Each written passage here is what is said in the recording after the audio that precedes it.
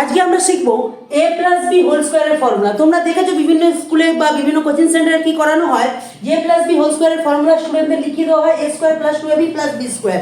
তো তারা এই ফর্মুলা মুখস্থ করে যায়, পরীক্ষা হলে গিয়ে ভুলে যায়, তার ফলে অঙ্ক করতে পারে না। তো এই ফর্মুলা আর মুখস্থ নয়, এবার দেখো কিভাবে ফর্মুলাটা আসে সেটা একবার শিখে নিলে তোমরা নিজেরাই পরীক্ষা হলে বানাতে পারবে। দেখো a plus b whole square, এই হোল স্কোয়ারের মানে কি?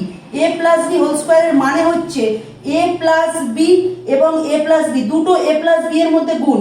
আমরা জানি দুটো a প্লাস বি এর মধ্যে যদি গুণ করা হয় তাহলে a plus b whole square হয়। এবার জাস্ট কিছু না, এর সাথে একবার a কে গুণ করব, তাহলে a গুণ করলে a স্কোয়ার, a দিয়ে একবার b কে গুণ করব তাহলে হবে প্লাস ab, আর b দিয়ে একবার a কে গুণ করব হবে ab, আর আগে প্লাস বসবে কারণ এর আগে প্লাস প্লাস হলো, আর b দিয়ে একবার b কে গুণ করব, b দিয়ে একবার b কে গুণ করব, লিখবো b স্কোয়ার। এবার দেখো দুটো ab যদি যোগ করা হয় a স্কোয়ার মধ্যে বসে গেল, দুটো ab যোগ করলে হবে plus 2ab plus b square.